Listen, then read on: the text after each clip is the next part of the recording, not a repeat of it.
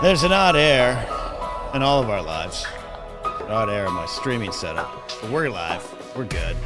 And this is the second episode of A Man Sips Coffee. And he changed the camera angles. He had the wrong overlay up. Thank you for everyone who watched episode one of this fine show called 20 Minutes of Coffee. It is supposed to be lo-fi. It's supposed to be me waking up with you. But it was so lo-fi last time that I put the wrong overlay up and you couldn't see. It was like this. It's like you couldn't see.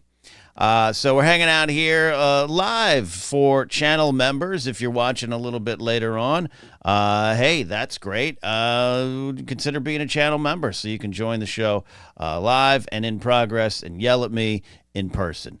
How about that? We hang out. We talk about news. We sip some coffee. Out of the merch mug here. Check the Stream Elements merch store there. Yeah, I'm just shilling. It's just I wake up and I think of shilling. That's all I got. Like, hey, my special's coming out. Hey, well, actually, I keep saying don't call it a special, and because it's not. It's not special. It's just an album. That's what it is. Just an album. All right. Let me see how we're going. So another thing I've learned, this has been a wonderful learning in progress show. I can't even check the chat of my own show because I'm not a member of my own channel. And then OBS is like, are you Stream Elements? Stream Elements is like, oh, this is a private channel for a private live stream for members only. You don't get to check in on it. So maybe I have to pay my own way through there. But let's take a look at what's going on in the world. It's exciting. It's stressful is what it is for the most part. We had after the broadcast last week, or on Tuesday, we were talking about the possibility of Kevin McCarthy being ousted as Speaker of the House. I think the shortest reign since like the 1890s or something like that. And, I got to be honest. When I first heard this all happening, I kind of doubted that it would happen. I did not think it would happen. And then it happened.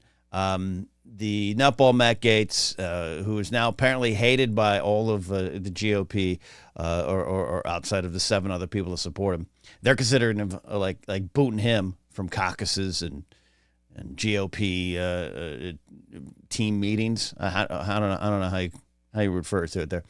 That's a separate story to follow. But again, he's just doing this. Gaetz is just doing this to raise his profile, brand awareness. I actually heard a pundit say yesterday, and they had to admit he's doing a good job, and I think he is. I think it was Sam Sater that was saying that on his show.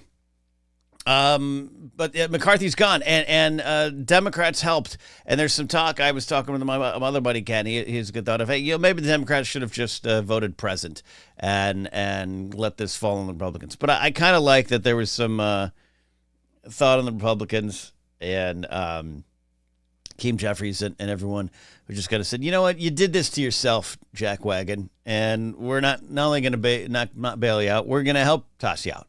And I like it. It's a little bit more aggressive action. The Republicans can spin that, and Republican fans, can we call them fans? I don't even want to call them Republican voters. Republican fans can then also say, look, you could have saved the Union Democrats from our lying, scheming, clickbaiting Speaker of the House guy. McCarthy is just a walking tree in the wind, and not the good Nell kind, but the kind that just goes where the wind blows within his own party. I love the story that came out that was saying he publicly would criticize Joe Biden for being, old and showing cognitive decline, and then privately would be like, he's pretty sharp. It's just, I don't know if that's 100% true. I mean, the story is out there, but I don't even know if that's 100% true, what McCarthy thought or said. But that kind of goes with it there. We got a lot on our plate here, but there's one story I want to bring up here. Let's see if this will transition. It did. Okay. Scroll with me here. Good morning, friends. Legends of the Fall actress Julia Ormond, 58, sues Harvey Weinstein, Miramax, Disney, and the CEA claiming The rapist producer forced her into oral sex in 1995 and effectively blacklisted her from Hollywood. I'm glad this is happening. I'm horrified that happened to her and so many others, but I'm glad this is happening. I'm glad people like Julia Ormond are taking some sort of action. There's also a civil lawsuit out there right now in the tabletop video voiceover world going on right now. I don't know much about it. I know some of the companies involved, but I kind of like seeing this kind of thing because there's loss here. There's not only emotional and spiritual damage, but there's actual financial loss. I'm trying to think of how can you what's the word for I've lost acting jobs? But what's tragic about this story? It reminded me. I saw this yesterday. As she is, so look at all the ads. Sorry, we're having a serious conversation, and just look at all the ads on these. Daily Mail ain't the best. Daily Mail isn't the best spot to be on, but she told her, this is Ormond told her agents in 1995, Brian Lord and Kevin Huvane, about the alleged assault, but they warned her against speaking out. You can easily say different names. Look at that fuckstick right there. Look at that. Rot in the hell that you're currently living in. This reminded me, there's Ormond with Brad Pitt, Legends of the Fall. There's Ormond in Sabrina, one of my favorite movies of that era. She also was in First Night with Richard Gere, which, is it the best movie of all time? No, but I liked it, and it had a great score, and had some wonderful moments. It's a crisp, clean medieval epic that we wouldn't later on. I think shows like Game of Thrones changed the clean angles of the medieval epics and the fantasy epics and want a more lived in kind of world. But I liked First Night, and I was a fan of Julia Ormond because I really loved Sabrina, the remake with Harrison Ford and Greg Kinnear and Julia Ormond. I thought she was great in that. And this thing happened, and there she is present day. This thing started to happen where any time in life that if you're a movie fan from that era, if you're a movie fan from that era, and you're like, hey, what happened to that actress? She was in a bunch of things, and all of a sudden she disappeared. But like 1997, she was out, right? By 2002, she was out. This was, I used to have this conversation about Asia Argento. Hey, she was in Triple X. Yeah, I love that movie. But she was good. What happened to her? And then this kind of stuff continues to happen. That the men in power, the horrendous men in power in this business, and life in general, and every business, can not only snuff out the hearts and souls of these women that they just conquest over, trample over, they destroy their actual careers. It's quantitative. It's a sue them. I'm happy Julia Ormond is suing. I'm not happy that happened. I'm not happy that her career is ruined because she, at 29, roughly around that age, First Night, she was an up and comer and was in that pipeline, and we got to destroy that kind of pipeline anyways, which Weinstein is the evil here. But what about an industry that takes the word of one asshole? So Ormond has this incident with Weinstein. She's forced to perform oral sex on him, forced to massage him. He's pops out nude again. It seemed to be which was the style at the time for that fuck. And what kind of industry and what kind of world, quite frankly, because this isn't just a Hollywood problem, what kind of world just takes the word of one guy that he could kill her career? That's also part of the problem. We got to break that down too. That merit and who you are as a person or your own truth could end your career. That I think is part of the problem there as well, right? I don't know, maybe. I don't want to get completely dark on all these episodes, but we're looking at the news, and it gets dark, and I'm going to sip this coffee. Join me, and together look at that. we can rule the galaxy as father and son. Who popped in there? Ah, look at that. Stephanie Kyle popping in here with a subscription. I just made up a word. Subscription. The hell's a subscription? Shout out. Actually, I just created a term. I haven't finished the cup of coffee. Shout out. We just created a term. Shout out to the chat Shout outs for David McKay, Ranger Donald, Michael McCarcel. Michael McCarcel's in class once again. I want to say good morning and thanks for the rewatch. I got the web stuff up here. It's fascinating though. I don't want you guys to always have to see my back end of the my YouTube channel. Where's this story? I want to talk about this story here. 20 minutes of coffee is a chance for me to kind of content my coffee, and I think that I think it's pretty genius. The show's going to evolve. The show's not just going to always be me yelling at my tech problem. The problem is I'd love to be OBS is a great thing. I use Stream Elements, so I could see the chat, and the plan was for me to be staring right at the chat while I was doing my work. But it says, sorry, live chat is currently unavailable. What I thought, okay, I clicked a setting wrong. No, it's just not available. It's just not available because it's a private stream. But I'm going to keep it members only, rebroadcast later. There was this story, and I got it up here on the screen, that last week Target announced it was closing 9 stores nationwide due to theft. Now, I want to disclose this. I'm a fan of Target. I shop at Target.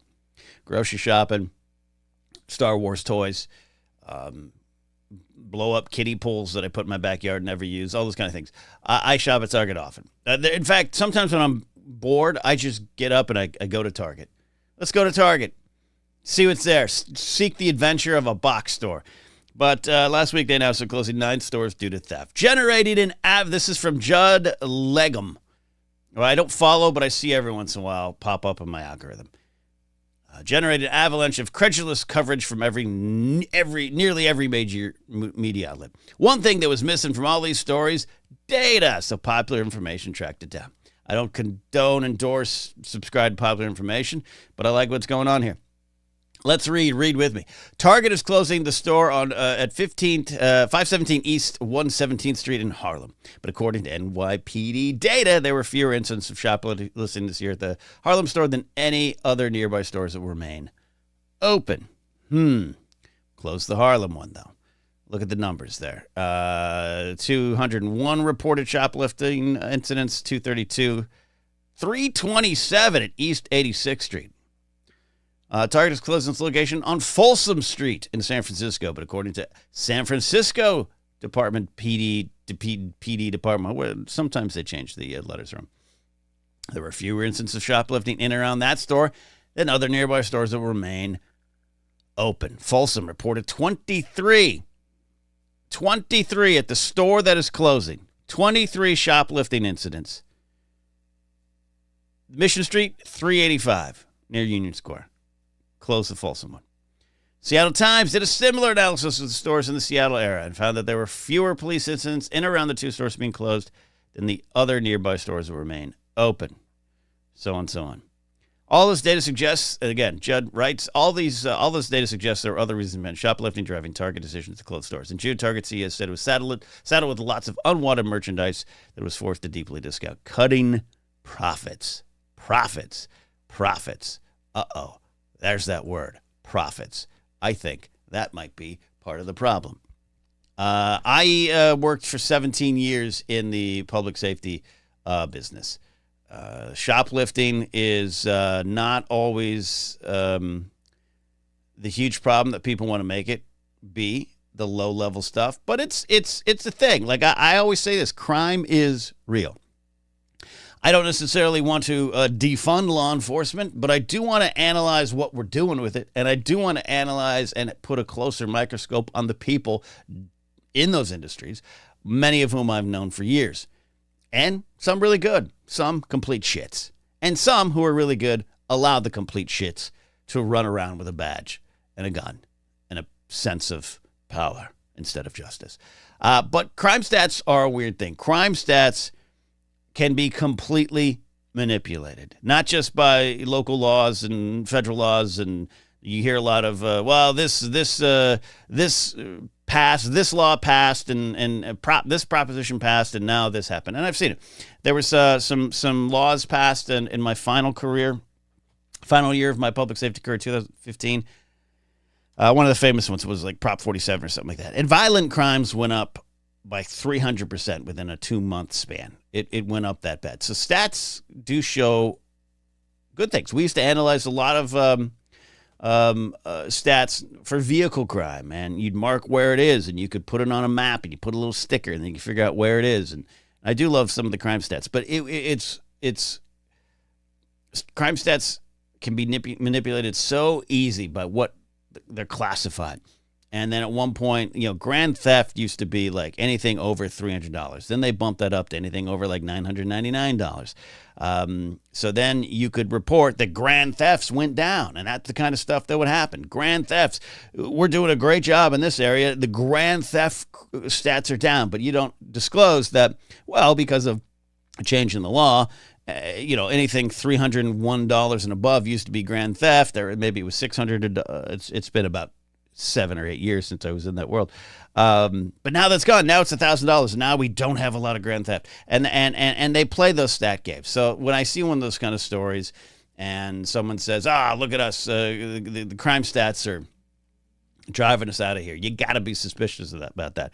And that's what I love. As much as we want to attack, and we should attack Elon Musk, but X and overall, I still think X is the best spot for this kind of information. Or we're calling it around here Twix. We're still calling it Twix in honor of Gareth. And I love just seeing threads like this that just, I don't even think it's not like a snarky exposing of the truth. It's just like, hey, look at all the stats, because here's the problem with it. What Target wants to do with those stores is whatever Target's going to do with those stores, right? I think some of it's bunk, but look at San Francisco as a town. Every conversation I have with a conservative friend of mine, and crime comes up. And again, crime is real. I think crime is real. I believe that crime is real. I've seen the face of crime. I've been in the public safety business where we've had to worry about crime and what it does to shop owners and employees, and what it does to just the mood and the tone and tenor of the place. I've seen it. It's a real thing. But we have to start analyzing the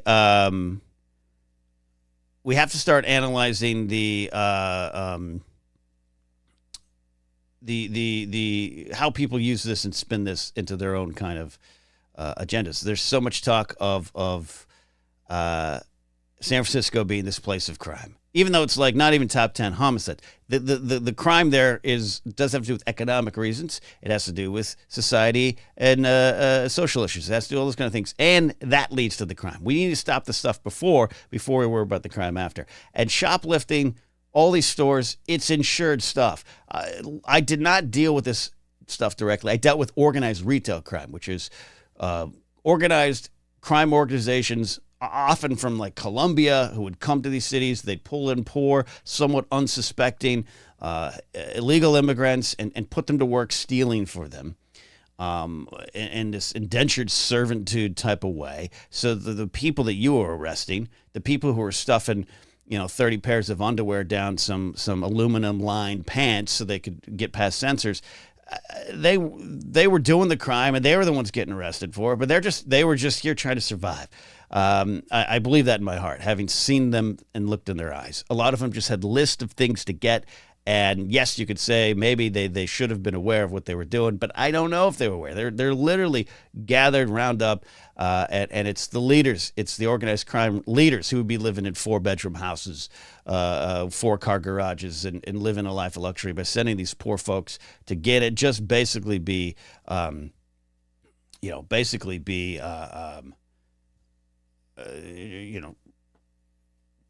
just kind of chafing, just kind of, fodder is the word I'm looking for.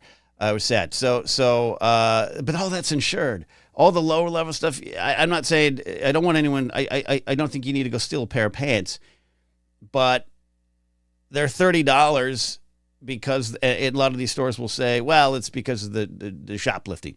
The shoplifting costs you. I'm sure on some level it's true. I can believe that. I can follow that train out. But man, isn't that crime stat an insured loss? Asset protection and loss prevention is usually the names of these the agents that work for the stores.